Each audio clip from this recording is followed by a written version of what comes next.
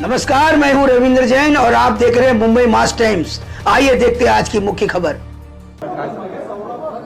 माननीय नितीनजी हे आमचे नेते आणि मार्गदर्शक आहेत, त्याच्यामुळे आता ज्या काही महापौराच्या निवडणुका आहेत त्या संदर्भात त्यांच्याशी चर्चा झाली आहे आणि चर्चेनुरूप त्या संदर्भातली एक रूपरेषा ही ठरवण्यात आलेली आहे।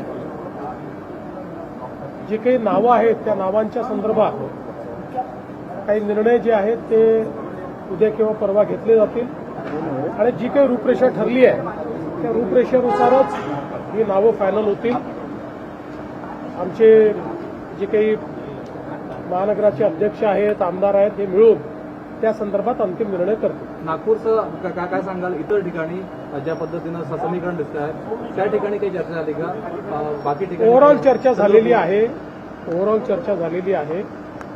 त्या ठिकाणचे जे प्रमुख आहेत त्या प्रमुखांना आम्ही नेमकं काय करायचं आहे तशा संदर्भातली लाईन घेऊ आणि त्यानुसार पुढची कारवाई होईल। पवार यांना उपमुख्यमंत्री म्हणून राष्ट्रवादी काँग्रेस पक्षाने प्रेझेंट केले जात आहे। शपथविधीची चर्चा आहे असं आहे की कुठलाही निर्णय जो काही घ्यायचा असेल तो राष्ट्रवादी काँग्रेस पक्ष घेईल आणि राष्ट्रवादी काँग्रेस पक्ष जो निर्णय घेईल त्याच्या पाठीशी आम्ही उभे राहू, सरकार म्हणून आणि भारतीय जनता पार्टी। त्यामुळे मी आता आपल्याला एवढंच सांगू शकतो की अजितदादांचं कुटुंब असेल किंवा राष्ट्रवादी काँग्रेस पक्ष असेल याच्या पाठीशी आम्ही पूर्णपणे उभे आहोत। त्यांचे जे काही निर्णय होतील त्या निर्णयांना योग्य ते समर्थन आमच्याकडनं असेल। राष्ट्रवादी काँग्रेस पक्षाकडनं काही त्याचा प्रस्ताव वगैरे आला का? तर पक्षाकडनं माझ्याशी 2 वेळा चर्चा करून ते गेले आहेत। त्या चर्चेमध्ये त्यांनी त्यांची काय कार्यपद्धती आहे, काय काय ऑप्शन्स आहेत या संदर्भात त्यांनी चर्चा केलेली आहे।